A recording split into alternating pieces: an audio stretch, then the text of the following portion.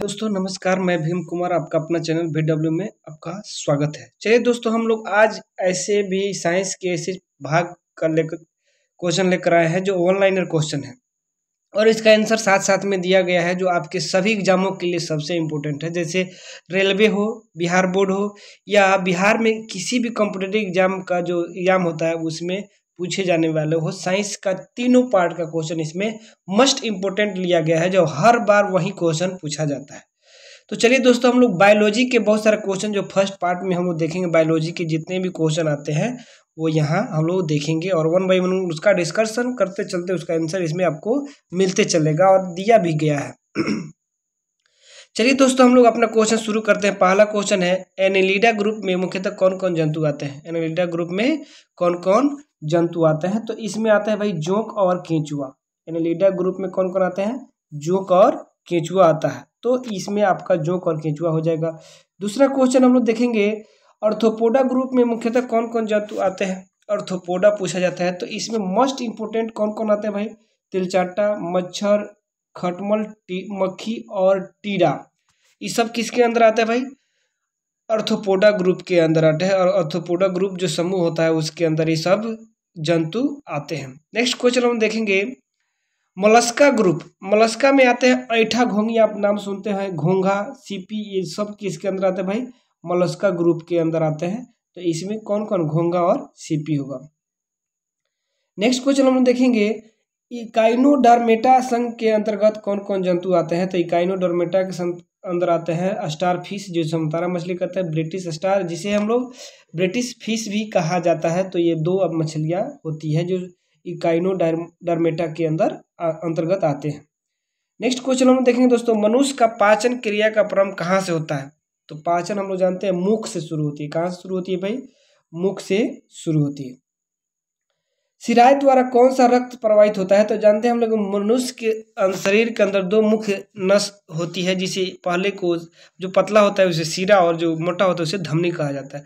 तो शिराय का काम होता है अशुद्ध रक्त को पूरे शरीर से कलेक्ट करके कहाँ तक पहुँचाना? फेफड़े तक, और फेफड़े तक शुद्ध रक्त को उठाकर धमनी काम है पूरे शरीर तक पहुँचाना। तो इसको हम लोग अशुद्ध रक्त कार्य करने का काम होती है। नेक्स्ट क्वेश्चन हम देखेंगे छठा, जो यहाँ देखा गया धमनी।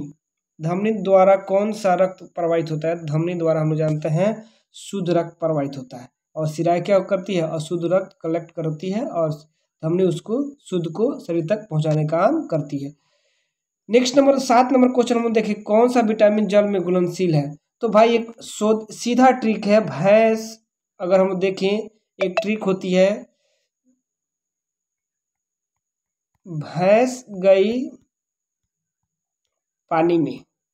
कहाँ गई? पानी में। अगर आप इस ट्रिक को याद करें, भैंस गई पानी में, तो वहाँ बी और सी, भैंस बी और पानी गई भैंस, तो यहाँ सी होता है। भैंस गई पानी में, तो इस ट्रिक को आप याद रखें, हमेशा जीवन में आप कभी नहीं भूलेंगे। कौन सा विटामिन जल में घुलनशील होता है? बी और सी। कौन कौन? बी और सी विटामिन जो होती है वो जल में घुलनशील होती है। बाकी सब जितने विटामिन होते हैं वो क्या होते हैं? अदर विटामिन में क्या होता है? अदर द्रव में क्या होता है? घुलनशील होते हैं। नेक्स्ट क्वेश्चन हम देखेंगे, सोडियम का कार्य क्या है? सोडियम का हमारे शरीर में क्या है भाई? यह रक्त दाब नियंत्रण करने में सहायक होता है तथा जल संतुलित बनाए रखता है। जैसे हम लोग देखते हैं डिहाइड्रेशन हो जाती है, अधिक गर्मी के कारण क्या होता है? शरीर में पानी की कमी होने के कारण शरीर क्या होता है? डिहाइड्रेट हो जाता है। तो यह डिहाइड्रेशन की प्रक्रिया को कम करता है। नेक्स्ट क्वेश्चन हम लोग देखेंगे, पोटेशियम का कार्य क्या है? पोटेशियम का कार्य क्या है? तो पोटेशियम जो होता है हृदय की धड़कन एवं नाड़ी संस्थान के कार्यों को संचालित करता है, जिससे क्या होता है भाई? हम लोग जो हृदय होती है वो एक सिंपल मनुष्य का हृदय की धड़कन कितना होता है? जो 72 बार होता है। जबकि अगर डर लगने के कारण और या अचानक कोई घटना घटती है तो उस समय नाड़ी या धड़कन की नाड़ी या धड़कन की स्पीड बढ़ जाती है। तो इसको कम करता है, पोटेशियम कम करता है। नेक्स्ट, ग्लूकोज बिना ऑक्सीजन की उपस्थिति में मांसपेशियों में प्रक्रिया क्या बनाती है? तो हम लोग जानते हैं जब ऑक्सीजन की अनुपस्थिति होती है तो उसमें लैक्टिक अम्ल बनाती है। क्या बनाती है भाई? लैक्टिक अम्ल बनाती है, जिसके कारण क्या होता है भाई? जिसके कारण शरीर की पेशियों के अंदर दर्द उत्पन्न होती है और जो धावक दौड़ते हैं वो दौड़ नहीं पाते हैं दर्द होने के कारण।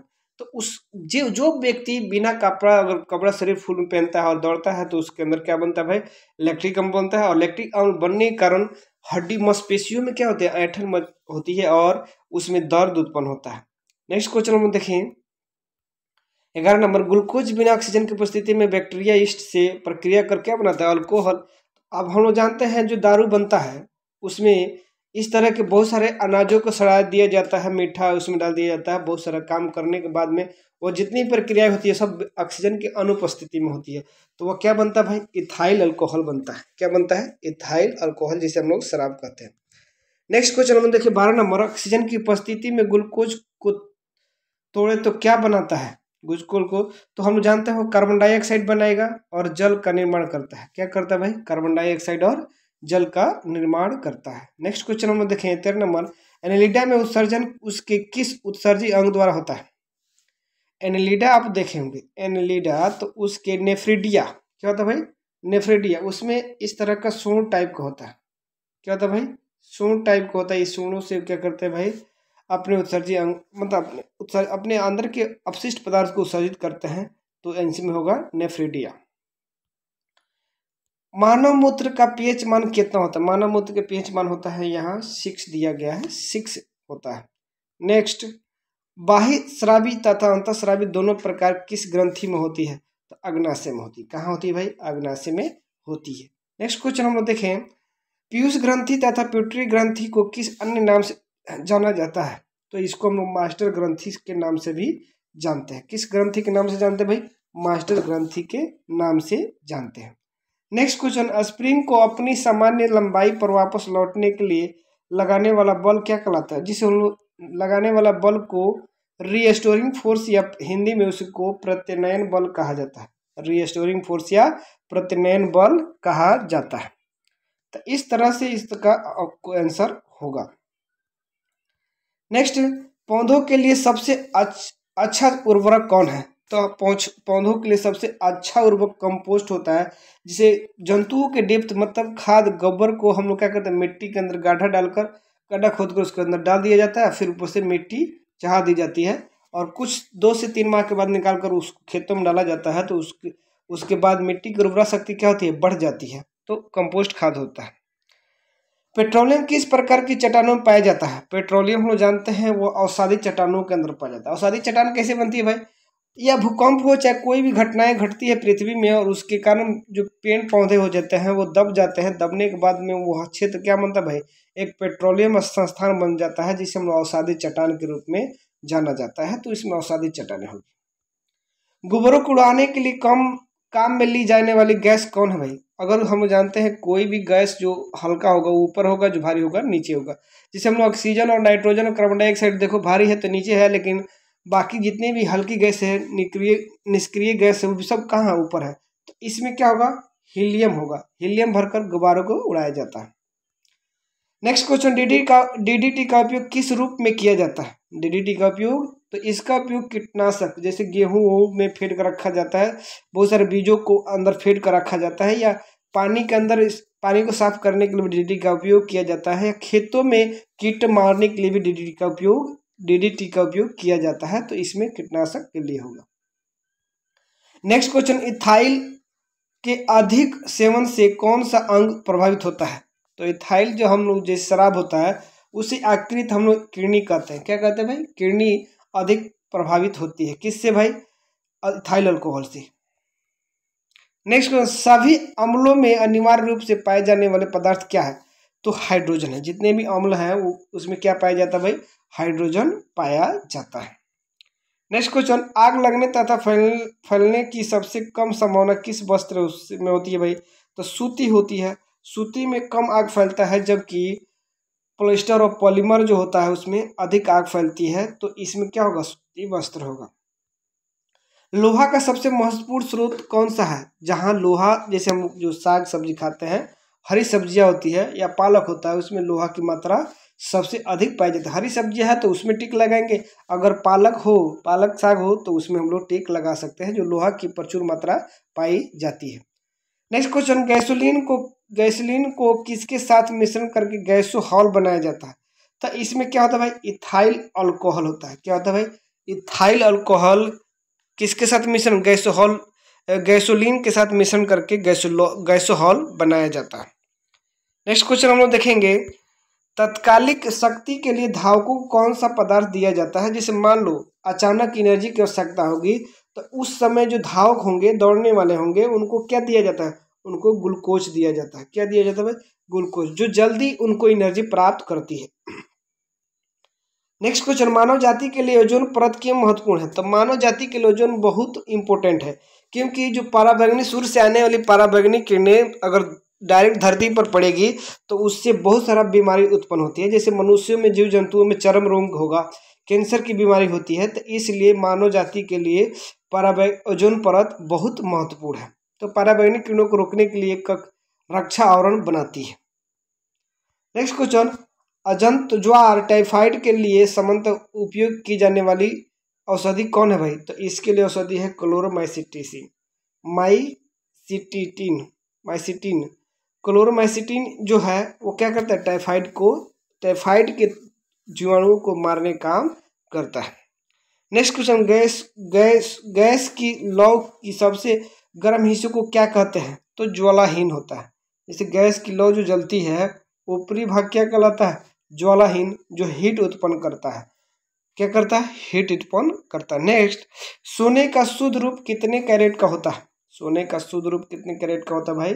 24 कैरेट का होता है। कितने कैरेट का होता है? 24 कैरेट का होता है। नेक्स्ट क्वेश्चन हम देखें, सीने बार किसका अयस्क है? सीने बार हम लोग देखें तो यह पारा का अयस्क होता है। किसका होता है भाई? मरकरी। इसका मरकरी का होता है। सीने बार का उपयोग कहाँ किया जाता है भाई? सिंदूर बनाने में किया जाता है। तो इस क्वेश्चन को याद रखना है कि सीने बार किसका अयस्क है या पारे का अयस्क क्या है? तो सीने बार है। नेक्स्ट क्वेश्चन, शरीर के ताप का नियंत्रण किसके द्वारा होता है? हाइपोथैलेमस, जो भूख को, डर को, जितनी भी प्रक्रियाएं शरीर में होती है उस सबको हाइपोथैलेमस क्या करता है? नियंत्रित करता है। तो हाइपोथैलेमस का कार्य क्या भाई? भूख को नियंत्रित करना, डर को नियंत्रित करना, बहुत सारे शरीर में होने वाले परिवर्तन को नियंत्रित करने का कार्य किसके पास होता है भाई? हाइपोथैलेमस के साथ होता है। नेक्स्ट क्वेश्चन, लाल अस्थि मज्जा में किसका निर्माण होता है भाई? लाल कणिकाओं का। किसका भाई? लाल रक्त कणिकाओं का निर्माण होता है। किसमें? लाल अस्थि मज्जा में लाल रक्त कणिकाओं का निर्माण होता है। नेक्स्ट क्वेश्चन, कशेरुदंड में कितनी हड्डियां होती है? कशेरुदंड में कितनी हड्डियां होती है? तो उसमें होती है भाई 33। उसमें कितनी हड्डियां होती है? 33 हड्डियां होती है। नेक्स्ट क्वेश्चन, बीसीजी का पूरा नाम क्या है? बीसीजी का पूरा नाम बहुत सारे कॉम्पिटेटिव एग्जाम में पूछा जाता है। Bacillus Calmette Guerin. Bacillus Calmette Guerin इसका क्या भाई? फुल फॉर्म है, जिसे हम लोग बीसीजी का पूरा नाम कहते हैं। नेक्स्ट क्वेश्चन, एथलीट फुट नामक रोग किसे कहते हैं? कॉक को। एथलीट फुट नामक रोग किसे कहते हैं भाई? कॉक द्वारा जो फंगाई होती है। क्या होती है भाई? फंगाई होती है। नेक्स्ट हम लोग क्वेश्चन देखिए, दामा नामक रोग किससे होता है? तो कॉक द्वारा होता है। दामा नामक रोग किससे होता है भाई? कॉक, जो हम लोग जो ग्रास नली होती है ये, और उसमें क्या होता है? वो फंस जाते हैं, उग जाते हैं, जिस कारण हम लोग खांसी होते रहती है। फलेरिया नामक रोग किस कारण से होता है? कृमि। किस कारण से होता है भाई? इसका आंसर क्या होगा? कृमि होगा। किसके द्वारा होगा भाई? कृमि द्वारा होता है। जब एक जंतु की गतिज ऊर्जा दोगुनी की जाती है तो उसकी गतिज ऊर्जा, जब एक वस्तु की गतिज ऊर्जा दोगुनी होती है तो उसकी गतिज ऊर्जा क्या होती है भाई? तो अगर गतिज दोगुना कर दिए तो वो चौगुना क्या होती है भाई? बढ़ जाती है। क्या हो जाती है भाई? बढ़ जाती है। सूत्रकणिका को अन्य नाम से भी जाना जाता है, वह है माइटोकॉन्ड्रिया। सूत्रकणिका का दूसरा नाम क्या भाई? माइटोकॉन्ड्रिया के नाम से भी जाना जाता है। वट वृक्ष पादप के किस वर्ग में आते हैं? वट वृक्ष आवृतबीजी किस में आते हैं भाई? आवृतबीजी के अंदर आते हैं, तो इसमें आवृतबीजी होगा। Flame of the forest, one की ज्वाला का अर्थ क्या है? ऐसे पेड़ जो भरा वन जो पतझड़ में फूलते हैं और लाल फूल बिखरते हैं, उसे हम लोग कहते हैं flame of the forest, one की ज्वाला कहते हैं। नेक्स्ट क्वेश्चन हम लोग देखें, पेनिसिलिन किससे बना है। देखो भाई ये अभी भी यही क्वेश्चन है, बार बार बिहार बोर्ड हो चाहे बिहार कोई भी कॉम्पिटेटिव एग्जाम हो उससे यह क्वेश्चन पूछा जाता है। तो यह पेनिसिलिन किससे बनाया जाता है भाई, कॉक से बनाया जाता है। किससे बनाया जाता है भाई, कॉक इसके लिए उत्तरदायी होते हैं। नेक्स्ट क्वेश्चन, लाइकेन को जो दो जीवधारियों का सहजीवी सहचर समझा जाता है, वो दो जीन कौन कौन है, दो जीव कौन कौन है। तो ये दो जीव कौन कौन है भाई, उसमें पहला शैवाल एवं दूसरा कवक आते हैं। दूसरा शैवाल, पहला शैवाल, दूसरा कवक आते हैं। तो इस तरह से इसमें दोनों इंपॉर्टेंट है। आमतौर से संश्लेषित वृद्धि माध्यम और बेकरी में काम में लाया जाने वाला एगार किससे प्राप्त होता है। तो ये भी किससे प्राप्त होता है, शैवाल से प्राप्त होता है। किससे प्राप्त होता है, शैवाल से। लौंग किस प्रकार प्राप्त होती है, लौंग किससे प्राप्त होती है। तो ये कलिका होती है, पुष्प कली से। किससे प्राप्त होती है भाई, पुष्प कली से प्राप्त होती है। तो ये भी बहुत सारे एग्जामों में पूछा हुआ क्वेश्चन है। अनशन या उपवास की लंबी अवधि के दौरान शरीर में और शर्करावर्गीय पुरावर्ती से पछा शर्करा ग्लूकोज या मधुजन ग्लाइकोजन बनने की विधि का नाम क्या है, ग्लाइकोवजनन। ग्लाइकोवजनन इसको कहा जाता है। सभी जीवधारियों में पाए जाने वाले कौन सा यौगिक है जिसमें भरपूर मात्रा में फास्फोरस पाया जाता है। तो न्यूक्लिक अम्ल। किसमें होता है भाई, न्यूक्लिक अम्ल में क्या पाया जाता है, फास्फोरस प्रचुर मात्रा में पाया जाता है। भारत में केंद्रीय धान अनुसंधान केंद्र कहाँ स्थित है। ये भी बहुत सारा एग्जामों में पूछा गया है, बहुत सारा एग्जामों में पूछा गया है। इस तरह क्वेश्चन को भी आप ध्यान में रखें। तो ये कटक उड़ीसा में है। धान अनुसंधान केंद्र कहाँ भाई, उड़ीसा में है। किस वैज्ञानिक को प्रकाश संश्लेषण पर कार्य करने के लिए नोबेल पुरस्कार मिला भाई। तो वे मेलविन केल्विन है।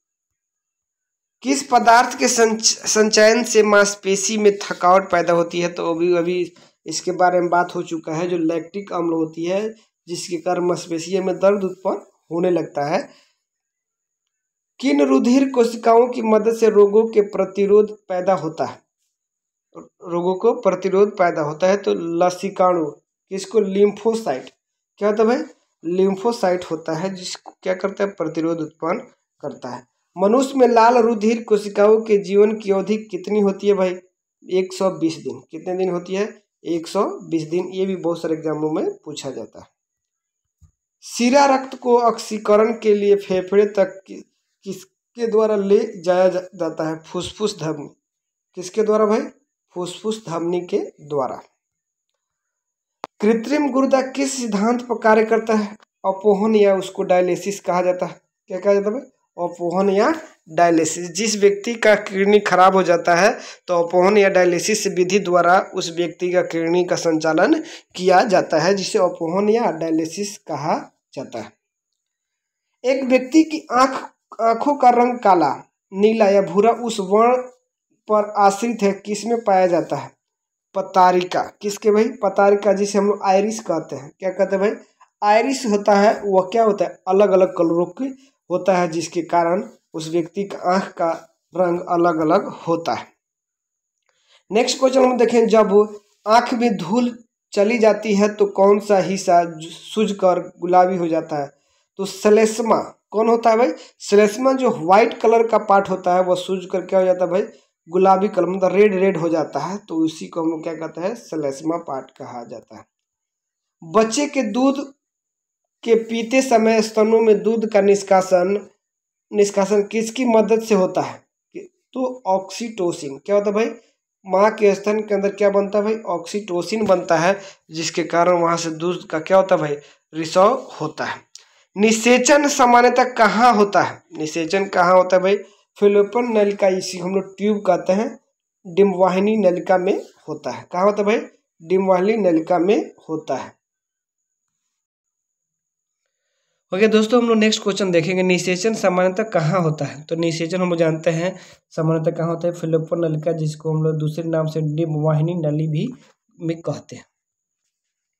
नेक्स्ट क्वेश्चन हम देखिए 57। कृत्रिम वीर्य सेचन के उद्देश्य से वृषभ वीर्य को किसमें संचित किया जाता है? तो यह वृषभ जो होता है द्रव नाइट्रोजन में होता है। किस में होता है भाई?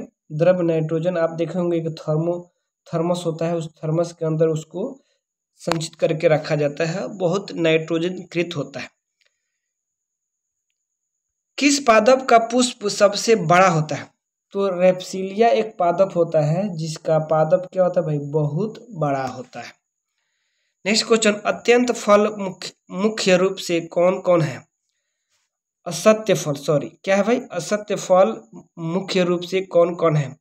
तो असत्य फल इसमें क्या है भाई? कटहल और नारियल। इसको आप हमेशा के लिए याद रखिएगा, इसी को असत्य फल के रूप में जाना जाता है। किसी वृक्ष की आयु कैसे हो पता चलती है? तो वलयों को रिंग गिनकर। वलयों का किस उम्र कैसे पता चल पाता है भाई? जो वलय का रिंग होता है उसको हम लोग काउंट करते हैं, उससे पता चलता है कि वह वृक्ष कितने वर्ष की है। नेक्स्ट क्वेश्चन, जल संवर्धन क्या है? जल संवर्धन का मतलब होता है मिट्टी के पादप उगना। मिट्टी के पादप उगना, इसको हम लोग कहते हैं जल संवर्धन कहते हैं। किस वैज्ञानिक को आनुवंशिकी का पिता कहा जाता है? किस वैज्ञानिक को आनुवंशिकी का पिता कहा जाता है? ग्रेगर मेंडल को कहा जाता है, जो बार बार पूछा जाता है बहुत सारे कॉम्पिटिटिव एग्जाम में। रेलवे एग्जाम हो, चाहे बिहार पुलिस का एग्जाम हो, चाहे बीपीएससी का एग्जाम हो, चाहे बीपीएससी टीचर का एग्जाम हो, उसमें इसके बारे में पूछा जाता है। किसी बच्चे का लिंग निर्धारण किससे होता है? तो किसी बच्चे का लिंग निर्धारण पिता के गुणसूत्रों से होता है। तो हम लोग जानते हैं क्या होता है भाई? गुणसूत्र, जैसे माता में XX और पिता में XY होता है। तो माता का X और पिता का X मिलता है तो लड़की, और माता का X और पिता का Y मिलता है तो लड़का होता है। तो इस तरह से पिता के गुणसूत्रों से क्या होता है भाई? बच्चे का लिंग निर्धारण होता है। नेक्स्ट क्वेश्चन, मनुष्य में गुणसूत्रों की संख्या कितनी होती है? मनुष्य में गुणसूत्रों की संख्या कितनी होती है भाई? 46 होती है। जबकि युग्मक में पूछा जाए, किस में पूछा जाए? युग्मक में पूछा जाए तो 23। युग्मक में पूछा जाए तो कितनी भाई? 23 होती है। नेक्स्ट क्वेश्चन, जो लोग मक्का को मुख्य अनाज की तरह आहार में लेते हैं उनमें किस विटामिन की कमी की संभावना रहती है? तो विटामिन B1 होता है। क्या होता है भाई? विटामिन B1 की कमी की संभावना रहती है। किसी सदिश का परिमाण कभी भी नहीं हो सकता ऋणात्मक। कोई भी सदिश होता है उसका परिणाम कभी ऋणात्मक नहीं हो सकता। कपास रेशा किससे प्राप्त होता है? कपास रेशा हम लोग जानते हैं किससे प्राप्त होता है भाई? बीजों से प्राप्त होता है। किससे प्राप्त होता है? बीजों से प्राप्त होता है। नेक्स्ट क्वेश्चन, ताजे निकले मूत्र में कोई खास गंध नहीं आती, लेकिन कुछ समय बाद उसमें अमोनिया जैसी तेज गंध आने लगती है, क्यों? क्योंकि जीवाणुओं द्वारा यूरिया अमोनिया में बदला जाता है। जो यूरिया होता है वह अमोनिया में बदल दिया जाता है। किसके द्वारा भाई? जो जीवाणु होते हैं उनके द्वारा यूरिया को किस में बदल दिया जाता है भाई? अमोनिया में बदल दिया जाता है, जिसके कारण गंध आने लगती है। नेक्स्ट क्वेश्चन, किस मछली में सल्क नहीं होते हैं? सल्क मतलब उसमें खैचा नहीं होता है। कैट फिश किस में होती है भाई? कैट फिश में सल्क नहीं होते हैं। ज्यादातर मछलियां जल में क्यों नहीं डूबती है?